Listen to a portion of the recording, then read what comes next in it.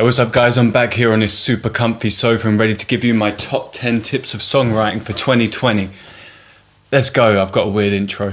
They're 20-second songs and they're 20 seconds long. Some are longer and some of them aren't. And other ones don't exist yet, cause I'm yet to write them. But maybe they'll be even longer. Maybe not, who cares? Why am I even doing the grand scheme of things?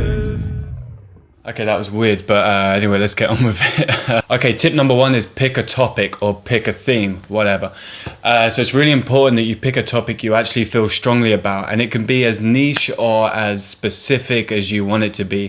There are 7.5 billion people in the world, so if you've got a three-legged Persian cat that only eats one brand of Frankfurters, then chances are there's a small minority, but there are some people in the world that can relate to you, and then they'll think, finally something I can connect with. Someone's, speaking up for us people. Okay, it's really difficult to motivate yourself to write about something you don't care about and to stay motivated. Songwriting's a long process. You might write the lyrics to a song in a day, but then a month later you're gonna have to revisit them. So if it's a topic that a month later you're not going to care about, then chances are it's not a strong enough topic for your song. Tip number two is, what is the focus of your song? It's important to know what you're going to try and emphasize within this song. Is it going to be the lyrics? Is it the melody? Is it the music itself? Is it just a feeling of the song? If we take a look at songs by an artist such as Nick Cave, the song Old Mally's Bar, it's about 11 minutes long. It's got a really, really simple backbeat with a band playing the same bass line with a few accentuations with instruments, but it's his voice that's front and center the whole time telling a story. Now if that song had a hard house beat over it the whole time, the lyrics would get lost and you wouldn't know what's going on and you wouldn't care. So if you've got a song you're writing from the heart, you're telling a story, you want to keep the rest of the song as simple as possible to make sure that those lyrics and those important points you're hitting are getting across.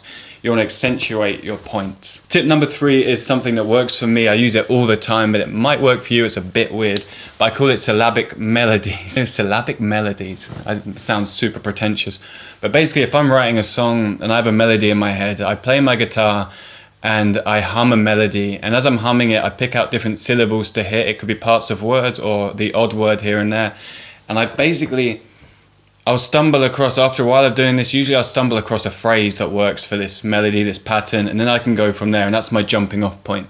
So that's something you can try. Maybe it works, maybe it doesn't. It's something, why not? Tip number four is really important. It's knowing when to give a song space. When you're sitting there writing a song and you get to the point, maybe after half an hour, 3 hours, 2 days, and you're sick of the song, and whatever you loved about that song 2 hours ago or a day ago, you now hate, just remember there was a reason you loved it in the first place. So give it some space, give it a couple of days, come back to it, try writing a different song, work on something else, and when you come back to that song with a fresh set of ears, then maybe you rediscover why you loved it in the first place and you'll inspire yourself. It's all about inspiring future you. Don't run a song into the ground. Don't kill it before it gets off the ground.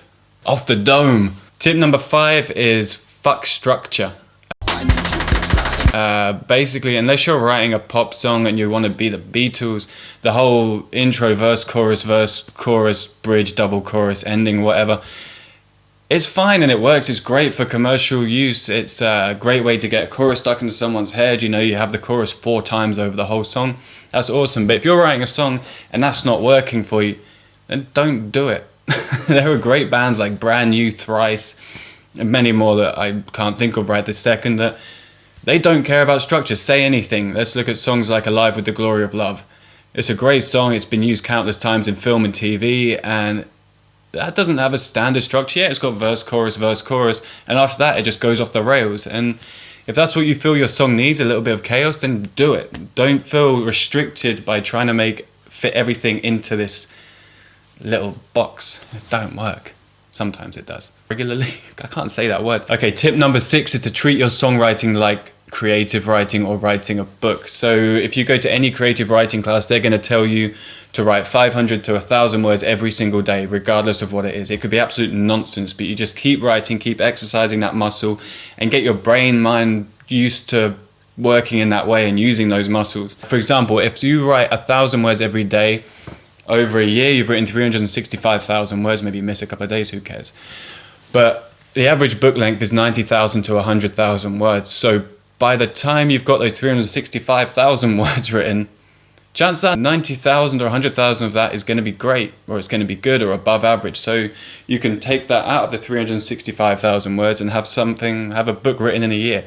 And you think of it like that, it seems kind of logical and possible. The same goes for album writing. If you write a song a week for a year, you got 52 songs. Out of those 52 songs, maybe there's 10 that you love. That's an album. You write an album in a year. When you think of it that way, it seems kind of feasible and possible. So just keep writing, just for the sake of it, just keep writing, using, building ideas and stockpiling.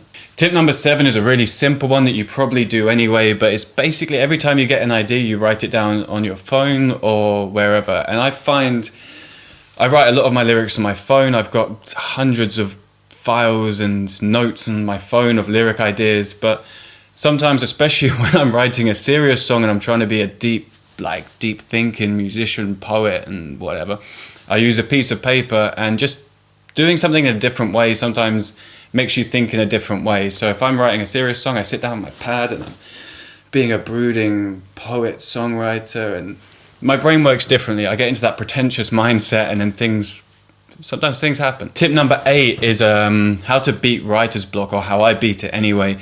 And it kind of ties in with number 6, which was to write every day.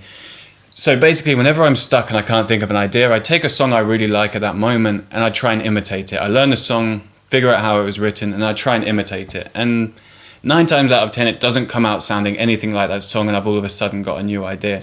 And maybe you don't like the idea of copying someone else's music, but if you have writer's block, you're stuck, then just try it as a different way out of the hole. Tip number 9 is to change your starting point. So as I'm a guitar player predominantly, I start every song with a chord progression or a riff, and then I build it from there. But sometimes it doesn't work, and sometimes I play the same chords over and over again. I always start on E minor 7, and it gets boring. And so sometimes it's great to chuck a drum beat, do a piano part or a bass line or something else, even a melody. I hum a melody in my head, then try and build the song around that.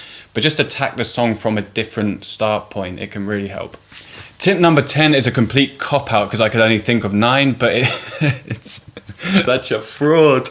But tip number 10 is to actually do these things and actually write music every day and stay productive, because there's nothing worse than going on a hiatus of a week or 2 weeks. You get out of the loop and then you lose your rhythm. So just keep consistent and care about what you're doing. Put some passion and love into it, and keep it fun, most importantly. Thank you so much for watching this video. I hope this has helped you and given you some ideas. These things all help me personally, and so I just wanted to share them. It's a quick video. I really appreciate you all taking the time to watch this. If you like it, then please hit like and subscribe, and there's going to be a ton more videos coming soon. Okay, much love. Ciao.